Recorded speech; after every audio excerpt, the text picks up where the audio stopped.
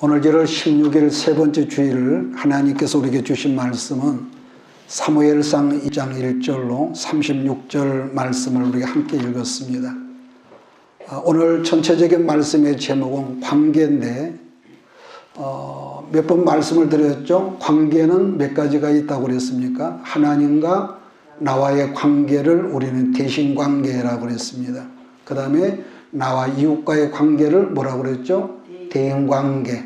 자, 그 다음에 하나님께서 내게 주신 물질을, 이 물질과의 관계를 대물관계. 모든 관계가 중요하지만 오늘 제가 여러분에게 사무엘상에서 말씀하는 것은 나를 관리하는 대자관계입니다. 대자관계. 그래서 이 4대 모든 관계가 중요하지만은 우리가 어떤 축복을 받을지 자기가 자기를 말씀하려 관리하지 못하면은 결국은 오늘 엘리 신세가 될 수밖에 없다는 점을 먼저 강조를 하면서 오늘 말씀을 열어갈 때에 자기를 관리할 줄 아는 여러분과 우리 모두가 되기를 주의로 축복합니다.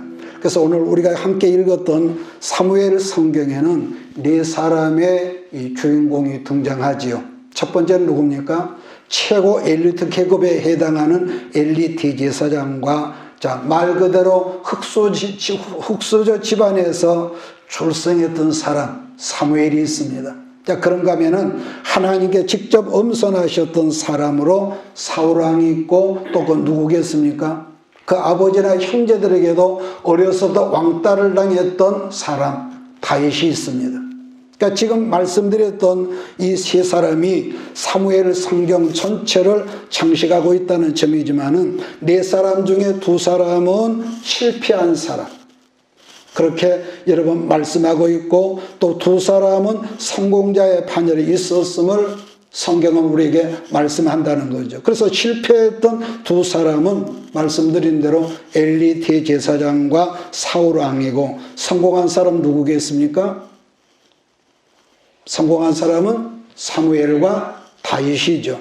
그래서 이미 말씀한 대로 수요일 밤 시간부터는 사사기 성경을 우리가 살필 터인데 오늘 주일날 시간은 사무엘 성경에서 우리 함께 알아보려는 것은 어떻게 해서 두 사람은 동시대의 성공자가 되었고 어떻게 살았기에 두 사람은 실패자가 되었겠느냐는 그 영적인 의미를 우리가 살펴보면서 마지막 시대를 살아가는 여러분 우리 모든 우리들에게 여러분 자신들에게 적용하는 성경 어디에 그런 말씀이 있더라가 아니라 이 말씀을 우리 스스로에게 적용하는 귀한 시간이 되기를 주의 이름으로 부탁합니다. 자, 오늘 먼저 살필 말씀은 엘리 대제사장에게 두 아들이 있었다고 그랬습니다. 그런데 문제는 제사장의 아들들이 행실이 나빠서 하나님의 기분을 굉장히 나쁘게 했다. 하나님의 진노를 샀다고 그랬습니다. 자, 그래서 그 아들들에 관한 말씀을 먼저 보는데 2장 12절부터 14절까지를 한번 읽겠습니다. 엘리의 아들들은 행실이 나빠 여호와를 알지 못하더라.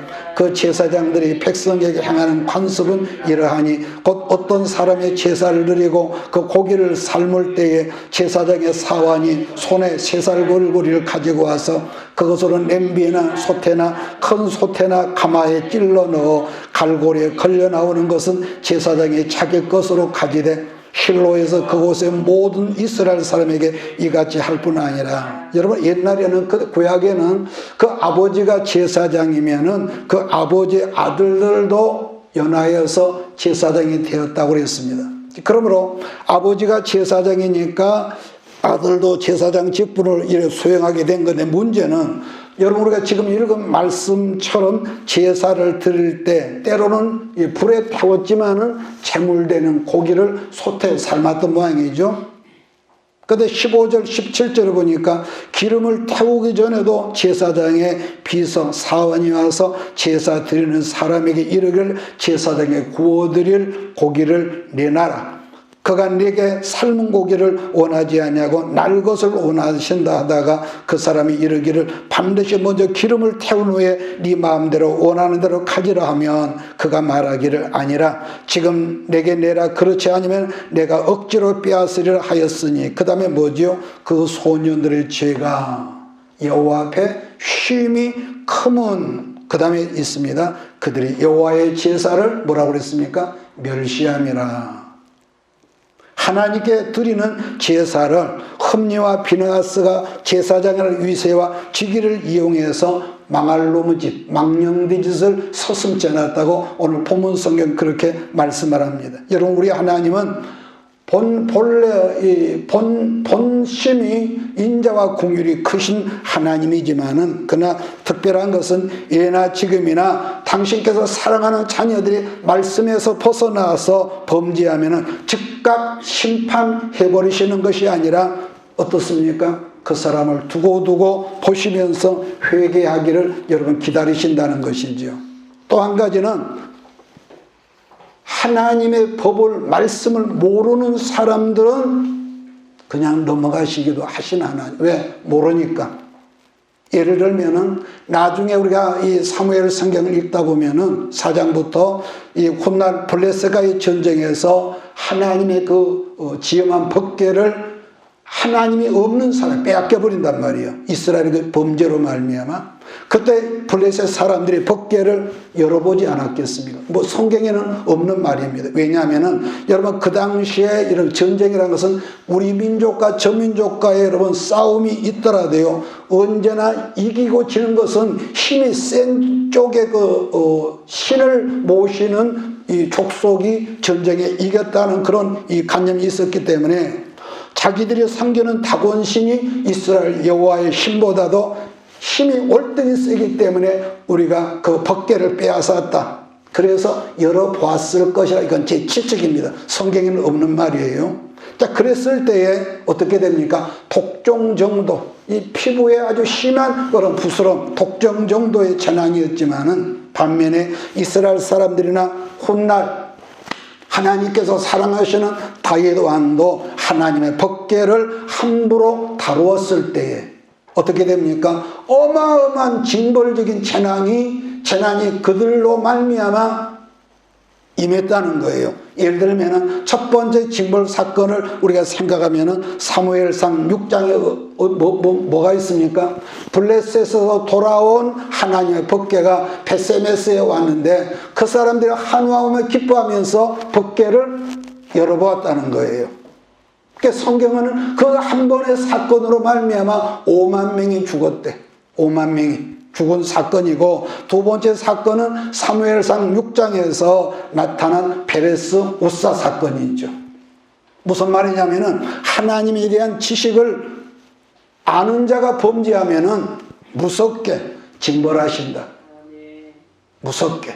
그래서 주의 종들이 심판날에 가면은 엄청난 여러분 심판이 있다는 말이 바로 그 말인 거죠. 자, 그 다음에 읽은 말씀은 하나님께서 엘리 제사장에게 회개할 기회를 분명히 주셨지만은 아버지 엘리가 회개하지 않으니까 아버지 엘리에게 뭐라고 합니까? 너희 아들들을 둘을 한날에 내가 죽게 하겠다는 심판의 메시지를 주셨다는 이런 말씀인데요. 28절로 29절을 한번 읽을까요? 28절 29절 이스라엘 모든 지파 중에서 내가 그를 택하여 내 제사장으로 삼아 그가 내 제단에 올라 분향하며 내 앞에서 에봇을 입게 하지 아니하셨느냐? 이스라엘 자손이 드리는 모든 화제를 내가 네 조상의 집에 주지 아니하였느냐? 너희는 어찌하여 내가 내 처소에서 명령한 내 채물과 예물을 밟으며 네 아들들보다 네 아들 나보다 더 중히 여겨 내 백성 이스라엘에 드리는 가장 좋은 것으로 너희들을 살찌게 하느냐? 여러분, 지금 읽은 말씀은 하나님께 드려지는 제사, 우리 식으로 말하면 예배를 여러분 주의 종들이 기만하고 훼손하는 그 엘리의 두 아들들을 하나님께서 내가 가만둘 줄 아니? 징벌할 때야, 내가 심판하게 할 때 이렇게 이 말씀을 주셨다는 겁니다. 자, 30절을 제가 읽습니다. 그러므로 이스라엘의 하나님 나 여호와가 말하노라. 내가 전에 내 집과 내 조상의 집이 내 앞에 영원히 행하리라 하였으나 이제 나 여호와가 말하노니 뭡니까? 결단코 그렇게 안 한다는 하지 아니하려니. 그 다음에 중요한 말씀이 있습니다. 나를 존중히 여기는 자를 내가 존중히 여기고 나를 멸시하는 자를 뭐라고 하죠? 나도 그 사람 멸시한다는 거죠. 여러분, 엘리 대제사장 두 아들인 홈리와 비느하스가 하나님께 드리는 예배를 기만하고 도무지 해서는 아니 될 일을 이렇게 반복했기 때문에 말씀하기를 뭐라고 하냐, 나를 멸시하는 그 사람을 나도 멸시하가, 멸시하겠다는 이 진노의 말씀을 하셨는데요. 그래 반면 여기서 또 엘가나와 누굽니까, 한나의 아들 사무엘은 성경 하나님을 존중하는 사람으로 시종일관 그에 나오거든요. 그런데 제사장 신분으로 하나님의 제사를 능멸하던 엘리 제사장 가정을 내가 심판해 버릴 거야. 내가 영원히 그와 내가 함께 하겠다고 그러는데 그걸 내가 취소한다. 더불어 언약으로 맹세하고 주셨던 모든 축복을 취소하시고 엘리 가문에 주셨던 그 축복을 누구 가문으로 옮기신다고 그랬습니까? 엘가나 가문, 곧 사무엘의 가문으로 여러분 그 큰 축복을 물꼬를 여러분 돌리신다는 거죠. 그러므로 여러분 우리가 이 마지막 시대를 살면서 잊지 말아야 하는 것은 우리 하나님은 어떻게 보더라도 무슨 하나님이라고 그랬습니까? 사랑의 하나님이죠. 이건 이유가 없어요. 이유 불문 사랑의 하나님이면은 더불어서 뭐가 있다고 그랬습니까? 공의의 하나님, 법을 가지신 하나님. 그래서 법을 공의를 가지신 하나님이기 때문에 말씀을 통해서 알아듣지를 못하고 그럼 엄격하게 징벌하시는 하나님인 것을 우리가 알라는 거예요. 우리 자식들도 부모의 사랑에 대해서 법이 없으면 옛날 어른들이 버르장머리가 없다고 그랬어요. 그래서 하는 말이 애비가 없는 호로자식이라는 말을 우리 어렸을 때 우리도 들었단 말이에요. 왜? 법이 없으니까. 그러니까 사랑도 법인데 법과 이 사랑과 공의에 대해서 너무 혼동되는 거예요. 혼동돼. 자, 34절을 제가 읽습니다. 네 두 아들 홈니와 비나스가 한날에 죽으리니 그 둘이 당할 그 일이 네게 표준이 되리라. 여러분 하나님께서 엘리에게 하시는 말씀 그대로 블레셋과의 전쟁 중에 두 아들 제사장이 한나라는 전쟁터에서 죽어버리고 그 다음에 또 뭐죠? 하나님의 법궤를 블레셋에게 빼앗기는 아주 엄청난 치욕을 여러분 당하게 한 거죠.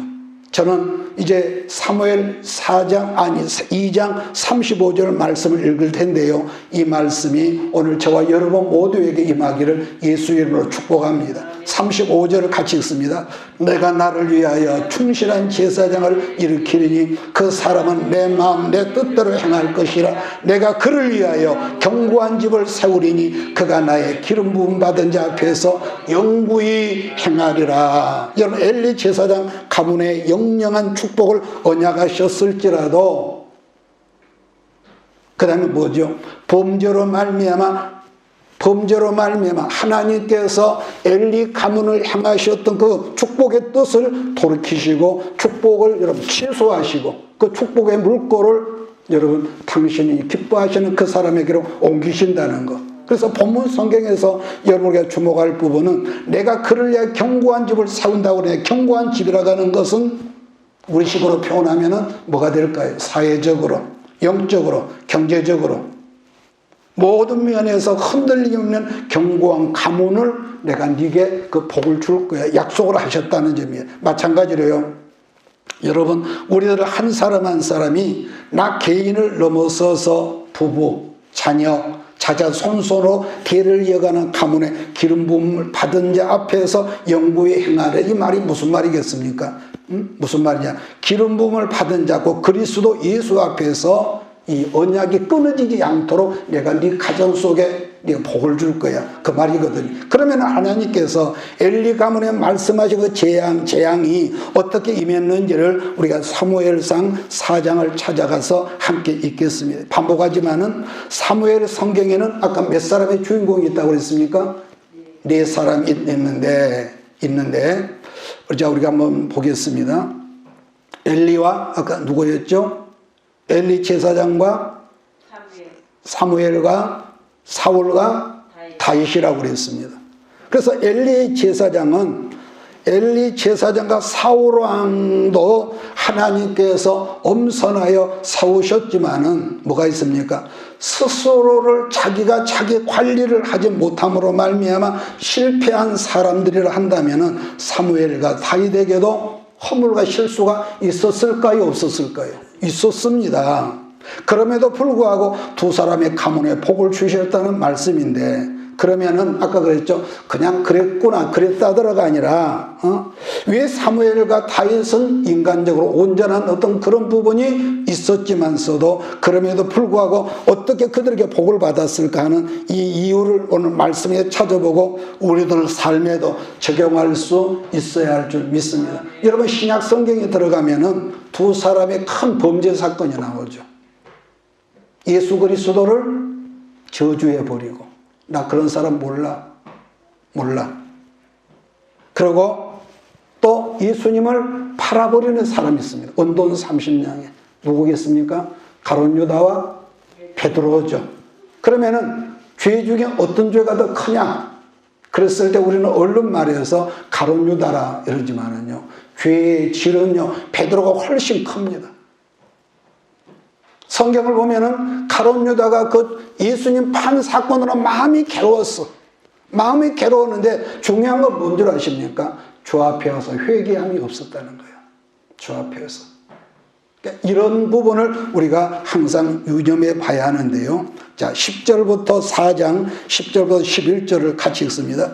블레셋 사람들이 쳤더니 이스라엘이 피하여 각기 정막으로 도망하였고 살육이 힘이 커서 이스라엘 보병에 엎드러진 자가 3만 명이었으며 하나님의 계획은 빼앗겼고 엘리의 두 아들 홈니와 비나스는 죽임을 당하였더라. 여러분, 한마디로 국가적인 엄청난 재난을 당했다는 것을 사무엘 성경은 말씀한단 말이에요. 그러면은 제사장이었던 두 아들이 죽었고 하나님의 법궤를 이방 민족인 블레셋에게 빼앗겼다는 소식을 들었던 아버지가 취했던 행동을 역사 한번 보겠습니다. 17절로 18절입니다. 시작. 소식을 전한 자가 대답하여 이르되 이스라엘의 블레셋 사람들 앞에서 도망하였고 백성 중에는 큰 살육이 있었고 당신의 두 아들 홈니와 비나스도 죽임을 당하였고 하나님의 기회는 빼앗겼나이다.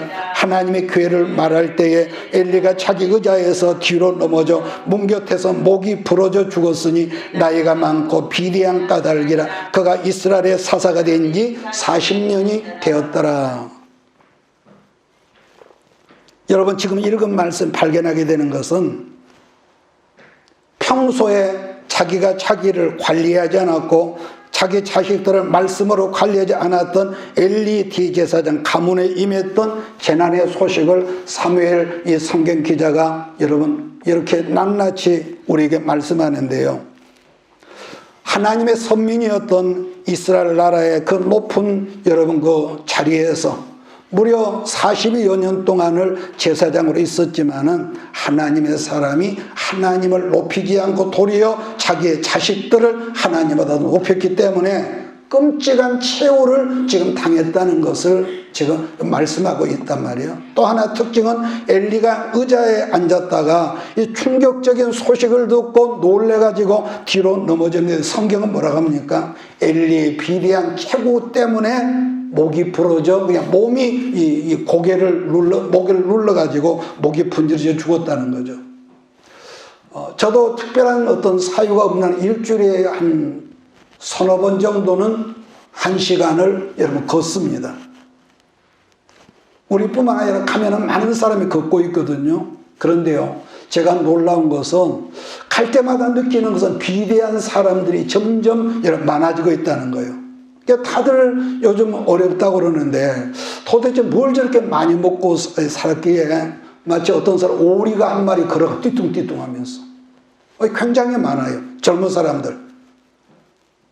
고리 걸음을 걸으면서 참 그 나무일 같잖아. 너무 이런 비대한 사람이 걸어가니까요. 그러니까 지금 엘리 제사장이 놀라서 의자에서 뒤로 자빠질 때에 뭐라고 합니까? 자기 몸무게 체중을 감당하지 못해서 몸의 무게에서 목이 부러져 죽었다고 그래요. 다른 한편으로 생각해보면요, 일국의 제사장이 영적으로 참 나태하게 살았구나.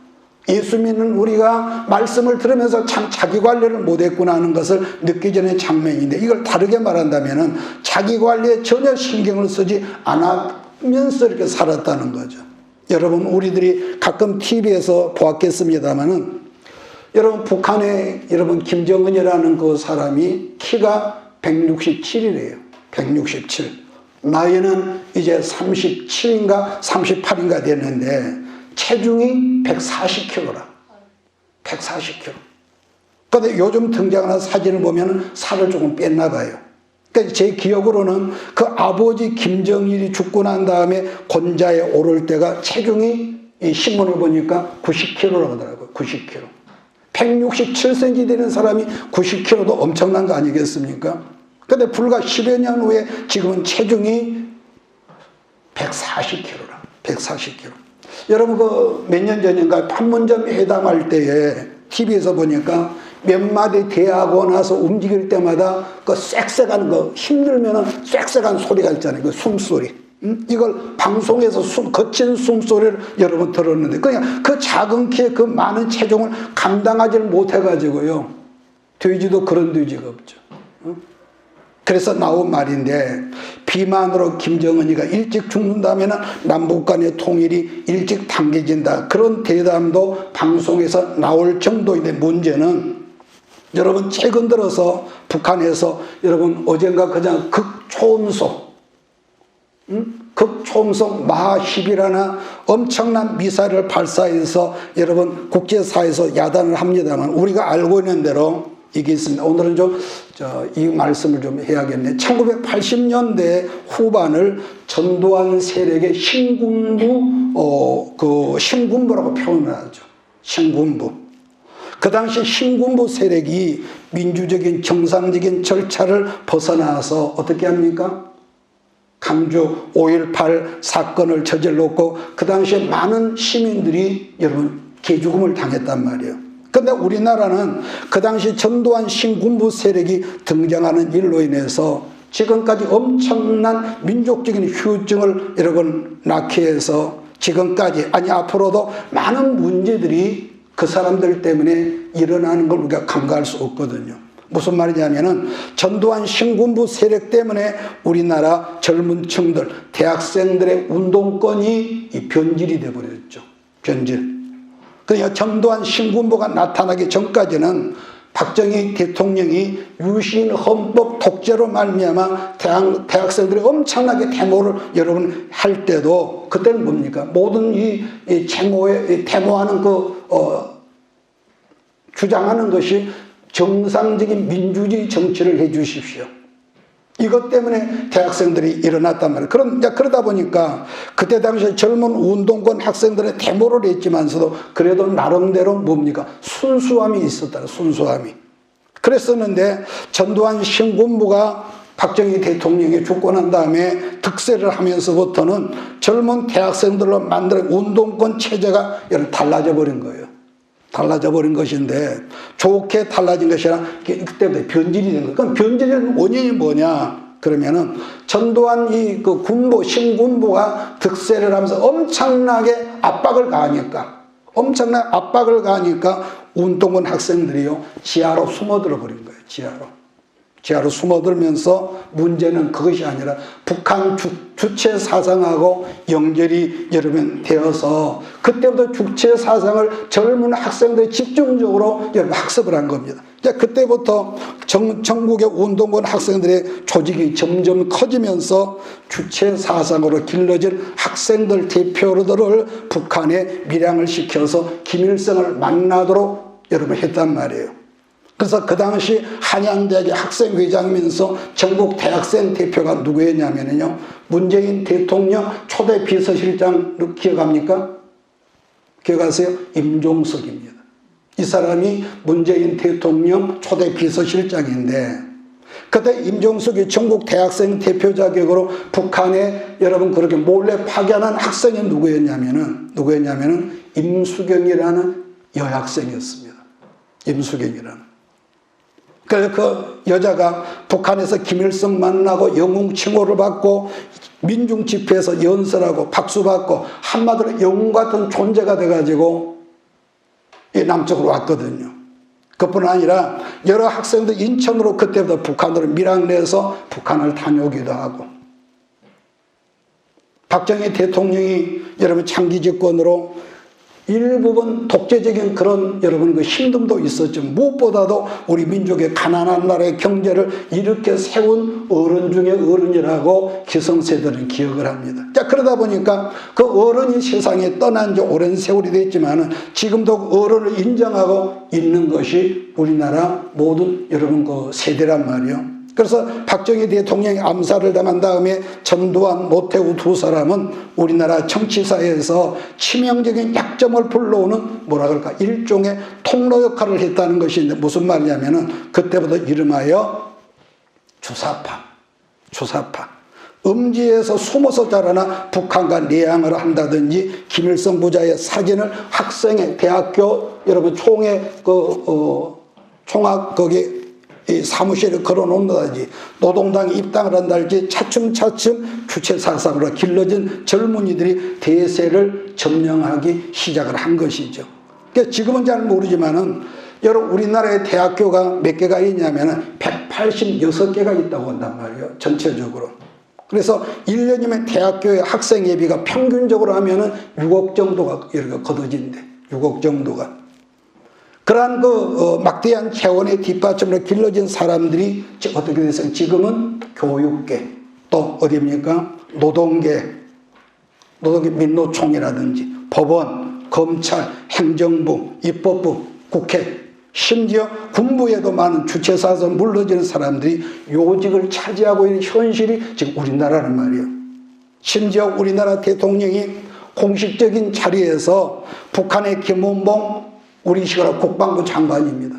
그 다음에 두 번째로 신영복이 같은 골수 공산주의 사상을 가진 사람을 자기가 제일 존경한다고 일국의 대통령이 그랬습니다. 우리가 여러분 그런 시대에 여러분 살고 있어요. 그러니까 기가 찰 노리는 그 이유를 아는 사람은 요 며칠 전에는 서울 한복판에 어떤 그 식당에 외벽을 장식하는데 거기다 뭘 해놨느냐 김일성 초상화 김정일 대형 초상화를 걸어놨어. 자, 방송에 나왔으면 그것이. 자, 그런 점에서 여러분요 우리는 민주당도 아니고 뭐 국민의힘도 아니지만은 민족의 여러분 국민의 한 사람으로서 이번 대통령 선거는 정말로 귀중한 여러분 선거라는 것을 여러분 잊지 마시고 내가 지금 어떤 그런 연설한 건 아닌데 여러분 정말로 투표를 여러분 잘해야 합니다. 물론 어떤 사람이라도 100점짜리 인생은 없겠지만은 그래도 최소한도로 뭐가 있습니까? 거짓말을 밥 먹듯 하는 사람이라든지 악한 일을 저져놓은 나는 그런 기억이 없다든지 이렇게 핑계하는 사람이 대통령 지도자로 세워지지 않기를 여러분 정말로 우리가 백성의 한 사람으로서 여러분 기도하는 우리 모두가 되어야 할 줄 믿습니다. 그래서 자 그런데 이런 암담함의 이 물결이 지금 흐르고 있음에도 불구하고 여러분 어느 시대나 그랬던 것처럼 우리 시대에 하나님의 교회가 다시 한번 정신 차려 기도하고 건강한 말씀과 기도로 성령으로 세워지기만 하면은 우리나라는 그럼에도 불구하고 역사가 일어나고 세계를 품는 제사장 나라로 우뚝 세워지는 역사가 있음을 믿습니다. 그래서 여러분 언제나 하나님은 인간들이 하는 행위가 지나치 악하다 싶으면은요 어느 뭐로든지 여러분 코로나가 지금 그냥 생긴 줄 아십니까? 여기에서 우리는 하나님의 메시지를 들어야 한단 말이죠. 엘리 대제사장의 체중 하나가 얘기하다가 말씀이 딴 데로 흘렀지만은요 결국은 처음으로 돌아갑니다. 자기 관리를 하지 못함으로 말미암아 제사장 아들 둘이 한날에 죽었지요. 하나님의 법궤를 이방 사람이 빼앗겼다는 소식에 놀라서 의자에 앉았다가 넘어져 가지고 자기 몸무게에 눌려서 목이 부러져 죽었다는 소식을 우리가 오늘 본단 말이에요.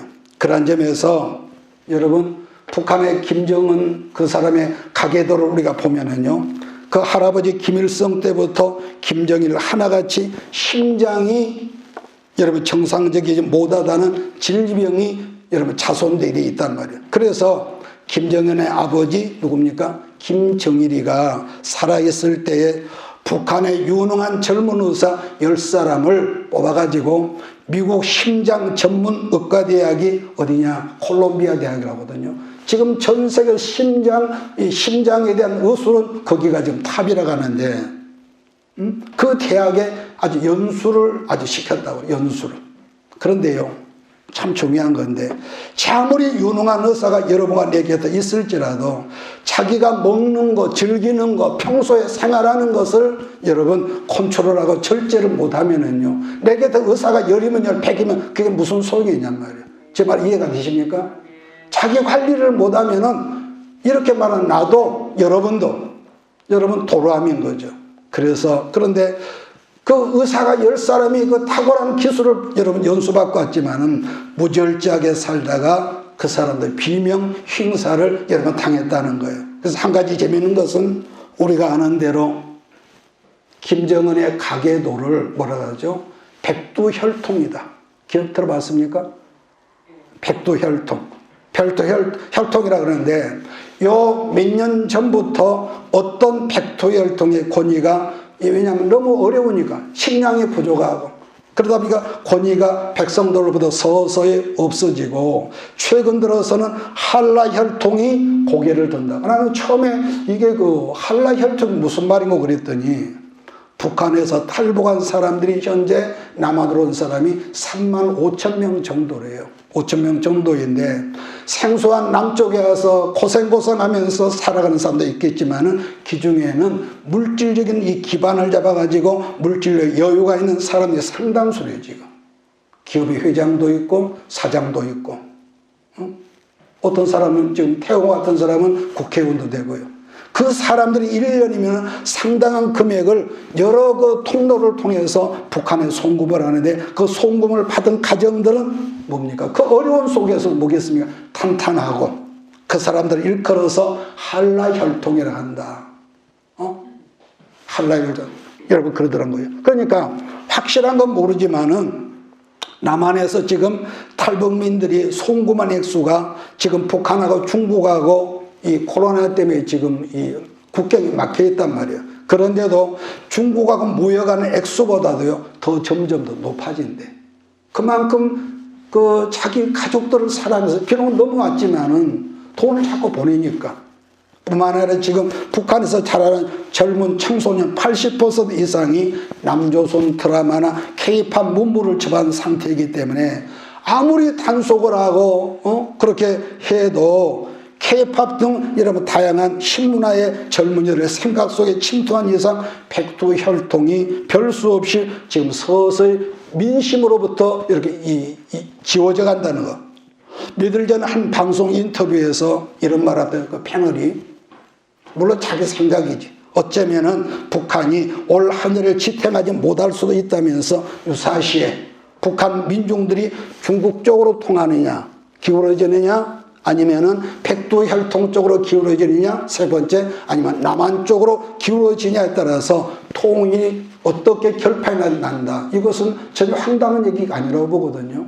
중국은 어떻게 하든지 이 땅에 미군이 들어오지 못하도록 지금 신경을 쓰고 있는 거고. 왜냐하면은 여러분 옛날 70년대 후반부터요 80년대까지는 아까 말한 대로 우리나라 젊은이들이 북한의 김일성 주체 사상에 남한 청년들이 전부 다 물이 들었단 말이에요. 그때는 유행처럼. 그때 주체 사상으로 활동했던 청년들이 지금은 뭐합니까? 현 정권의 중심부 청와대에서 장관 자리에서 또 국회의원으로 있지만은 어쩌면 제 개인적인 식견으로는 이 주체 사상이 점점점 사그라들고 있다. 이건 제 생각입니다. 또 하나는 최근에 들어서 소식이지만은 항해도 이남 쪽에 지하 교인들이 점점 드러나는데, 그래서 어떻게 그 위험한 그 상황 속에서 지하 교인이 늘어날까? 그런데 여러분 제가 보니까요, 중국의 거듭난 그 보따리 장사들, 그 여자들, 보따리 장사들이 다니면서 이 쪽보금이나 그런 걸 주면서 예배하는 걸 사진 찍어서, 그러니까 이제 그 얼굴이 다시는 안 나오죠. 사진이 인터넷에 나오고요. 그걸 제가 봤거든요. 그런 점에서 여러분 우리가 통일 한국을 위해서 우리가 정말로 여러분 기도해야 할 줄 믿습니다. 세계 속의 한국. 문제는 우리 기독교에도 우리 목회자들이나 또 천주교에는 누가 있는 줄 아십니까? 신부들로 여러분 이루어진 정의부연 사제단이라고 있어요. 정혜권 이런 말 들어봤겠죠. 이분들은 대놓고 주체사상을 찬양하는 사람들이에요. 그분들은 무식한 줄 아십니까? 다 잘나고 똑똑하고 박사학위 있고요. 그런 사람들. 그러니까 본문에서 지금 한참 벗어난 말들을 했지만은 여러분 우리들이 한 나라든지 교회 공동체든지 가정도 여러분도 나도 그래서 자기를 말씀으로 관리할 줄 아는 이런 여러분 영적인 안목이 있어야 하는 거예요. 응? 뜨겁게 그게 중요하지만은 말씀을 통해서 내가 나를 보잖아. 내가 지금 이래서는 안 되지. 왜냐? 자기 관리를 못하면요. 오늘 그랬잖아요. 모든 것 다 이루었을지라도 관계가 헐어져 버리면은 자기 관리, 대인관계, 부부관계, 물질관계, 돈 온도로다 막 써버리는 사람이 있지. 이건 관계가 깨진 사람이거든요. 그래서 오늘 갈라디아서 5장 22절 3절을 보면은요. 성령에 뭐가 있습니까? 9가지 열매가 있죠. 열매가 사랑과 희락과 화평과 그 다음에 기억합니까? 오래 참음과 자비와 양성과 온유와 절제니 이 같은 걸 금지할 법이 없다고 그랬거든요. 그러니까 성령의 나무 열매 중에 다 귀하죠. 은사는 우리가 밖으로 임하는 하나의 능력이지만은 성령의 열매는 그 사람이 내적 속에서 익어 나오는 열매란 말이에요. 줄을 닮아 있는 열매. 그런데 오늘 제가 마지막으로 한 가지 짚고 넘어갈 것은요. 성령 나무의 열매 중에서 맨 꼭대기에 달려있는 열매가 뭐냐. 그걸 오늘 성경에서는 뭐라고요? 절제 열매, 절제. 이 열매는 말 그대로 뭐냐? 다른 사람이 아니라 나 스스로 나를 셀프 컨트롤한다는 여러분 그 열매란 말이에요. 이해하십니까? 이해가 안 돼요? 저 사람이 아니라 나라니까. 여러분 사람이 남자든 여자든 자기가 자기를 절제하지 못하면은요 결국은 나도 망가지지만은 자기 때문에 가정 공동체나 국가 공동체 교회 공동체까지 망하는 건 아무것도 아닙니다. 이렇게 세우는 것은 너무 힘들지만은 망가진 것은요 그냥 너무 간단한 거라. 우리가 우리 아들 딸을 애지중지 키웠지만은 이 관리를 못함으로 말미암아 그 기대했던 자식들이 엉뚱한 짓 뻥뻥하고요. 그런 점에서 마지막으로 엘리 대제사장이 여러분 그런 경우라는 거예요. 자기 자신도 비만 관리. 그냥 먹을 건 많으니까 그랬겠죠. 몸 관리를 못해서 결국 비만으로 목이 부러져 죽었고 사랑하는 자식들도 아버지가 이 말씀으로 절제를 못 시켰기 때문에 결국은 하나님이 징벌을 당하고 또 뭐가 있습니까? 블랙색과의 전쟁에서 하나님의 덕계까지 빼앗겨버리는 비극적인 이 연출을 했던 장본인이 엘리라는 겁니다. 그런 점에서 여러분요 그 사람이 지금 제 아무리 탁월한 능력이 있고 어떤 지식이 있고 탁월한 어떤 것이 있다고 손치더라도 영적이냐 그 사람이 세상적이냐 하는 기준을 우리가 뭘로 본다냐 하면은요 절제하는 정도가 그 사람의 영적 수준이라는 거예요. 이해하십니까? 이게 그 사람이 절제를 하냐냐 막 성질나나 하고 기분 나쁘면은 찬송도 안 해. 왜? 자기가 중요하니까. 그러니까 자기가 중요한 사람은 관계가 하나님과 깨질 수밖에 없거든요. 여러분 중요한 것은 나쁜 일에만 절제하는 것이 아니라 여러분 좋은 일에도 절제할 줄 아는 여러분 되기를 바랍니다. 우리는 다른 사람을 칭찬해 주면은 홀랑 빠져가지고 금방 죽어도 칭찬 소리에 홀랑 빠져가지고 하다 보면은 못 망가지고 그래서 회사 근무 열심히 했는데 일하다가 죽는 사람들 있잖아요. 지혜가 없는 거예요. 지혜가. 여러분 칭찬은 분명히 있어야지만은 칭찬 소리에 미혹당하는 일이 없기를 주의를 축복합니다. 그 지혜란 말이에요. 때로 말씀에서 벗어나서 여러분 뭐 우리 교회는 없지만은 지멋대로 살다가 어떤 문제를 당해가지고 교회에 와서 떼굴떼굴 굴리면서 뭐 눈물코 흘리면서 여러분 그런 걸 봅니다만은 저는 개인적으로 별로 그걸 좋게 안 봅니다. 무슨 말인지 알겠지만은요. 왜냐하면은 어떤 말씀으로 자기를 통제하는, 절제하는 것을 여러분 훈련으로 말씀으로 이끌지를 못하면은 성경 베드로가 뭐라고 합니까? 개가 토하였던 것을 다시 묻고 돼지가 목욕하고 나서 다시 똥구덩이에 구른다. 속담이 응할 수밖에 없는 것은 그래서요. 자기 절제, 감정도 절제하고 나는 이럴 때 한번 써야 한다고. 여러분 그것도 절제하세요. 절제해요. 그렇게 해서 우리가 금년 한 해를 살아가고 다음 주에 이번 주 수요일부터 우리가 사사기를 봅니다만 그 축복의 땅에 들어가서 결국은 자기 관리를 안 함으로 말미암아 400년 세월이 엉망진창이 되고 사람들이 자기 속에는 하나님 말씀으로 자기를 컨트롤한 것이 아니라 자기 속에 뭡니까? 내 생각에 맞으면은 하고 왜? 자기가 왕이거든요. 그래서 여러분 사사기 마지막 게 뭡니까? 이스라엘의 왕이 없으므로 사람들이 자기 소견에 기억하십니까? 옳은 대로 행동했더라는 거예요. 오늘 여기까지 하겠습니다. 이것이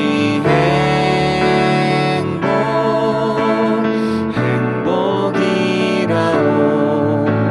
세상은 알 수 없는 하나님 선물. 이것이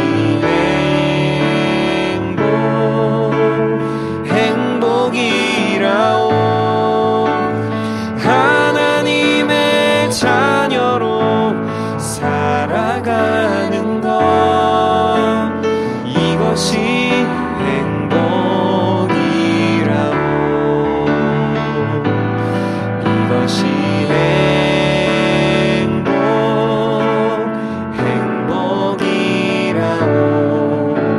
세상은 알 수 없는 하나님 선물. 이것이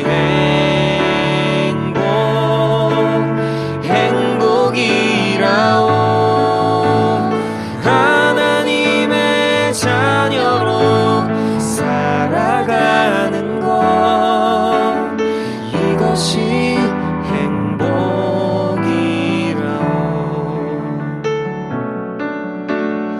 이것이